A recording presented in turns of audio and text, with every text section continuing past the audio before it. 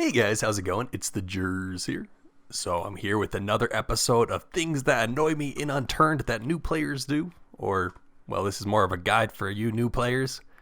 Yeah, let's get right into it. First of all, do not do something like this. Don't make a loot room. That doesn't make any sense. Like, why would you centralize all your loot in your base? Like, literally, that's what base raiders look for. And especially don't do this with the lockers. That's horrible. And I'll show you why. All right, so when we blow this... Yeah. 3 charges, blew up 6 lockers, and then we just need one more charge for these 2 lockers.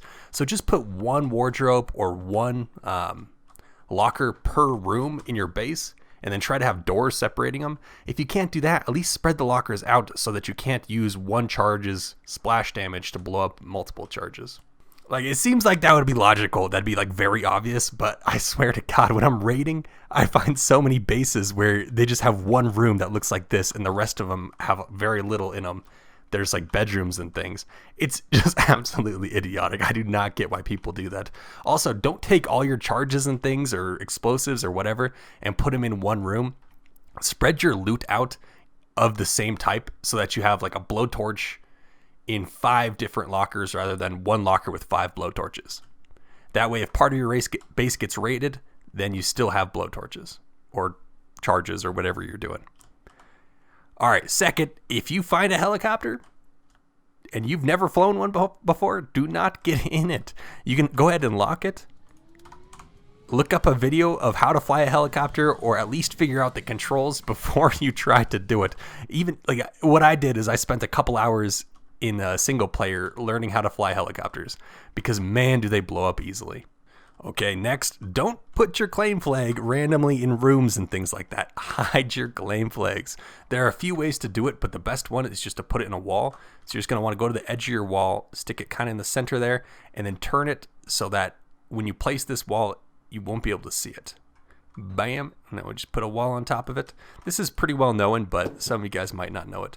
And you can see we can't see on either side of the wall where the claim flag is. It's not sticking out, and that's exactly what you want.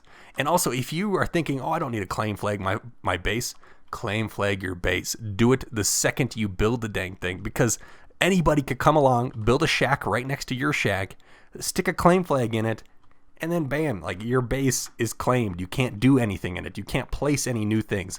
That is absolutely ridiculous when I see unclaimed bases. Also, people will put metal plates over your doors sometimes, and then you'll have to switch which wall you have your door on, and that's super annoying as well.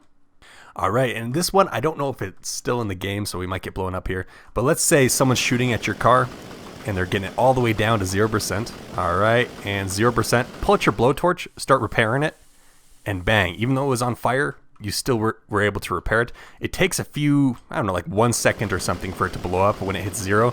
So even if it's on fire, get out and repair it if you're trying not to lose that vehicle. See, you have a whole lot of time before it blows up. So if you can hotkey your blowtorch and quickly get out and repair it, that's freaking awesome. Great way to save your vehicles, especially if you're in a firefight or something like that. And that brings us to another one.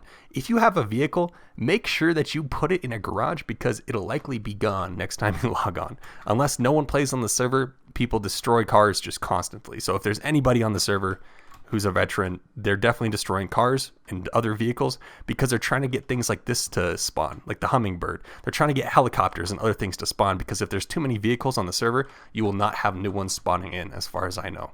All right, here's another base building tip. If you're building out of wood, normal doors are okay. I'm not talking about wooden ones. Don't use the wooden ones. The metal doors are fine on a wooden base, but once you have a metal base, make sure you start putting on vault doors. They're a little bit harder to make, but a vault door will take 2 charges, whereas a normal door will take 1 charge. And so you don't want your door getting blown up before the wall or before the frame of the door or whatever. So make sure you're using vault doors on metal bases. And also, metal bases are generally not like a super great idea unless you have a large crew or you just have a lot of time on your hands. It's much better just to build a huge wooden base with a bunch of different rooms separated by normal doors, and put 1 locker in each of those rooms. All right, next let's talk about other players they probably aren't friendly, let's be honest. So if someone asks you, hey, where are you at? Or hey, where is everyone at? Don't be like, oh, I'm in Moscow. Because guaranteed it's a PvPer trying to figure out where someone is because they're bored and they want to kill someone and take all your loot. So don't tell people where your base is. Don't trust people. Also, if you're going up to someone and they're yelling friendly, but they have a gun out, even if they don't have a gun out, they probably aren't friendly. Like, they might just be trying to get close enough to you to kill you easily. You really never know, so be very careful who you trust. All right, now let's talk about satellite bases. Let's say we have a base down here in Camp Samara, and we're over at Firewatch base all the time collecting filters. What do we probably want to do there? We probably want to build a little 1x1 shack with some lockers in it, and also a garage for your car if you're driving up there. And that's just because you can put the loot in that 1x1 while you're farming Firewatch base. Like if you're switching out to loot, like you should always pick up all loot you find in an area if you're trying to get something from there. So if you're at Firewatch base, pick up all the flares. That way it allows for more filters to spawn in. And you could just go ways away, drop the stuff you don't want, and then come back. And hopefully by the time you do that, there'll be more stuff spawned in for you to grab.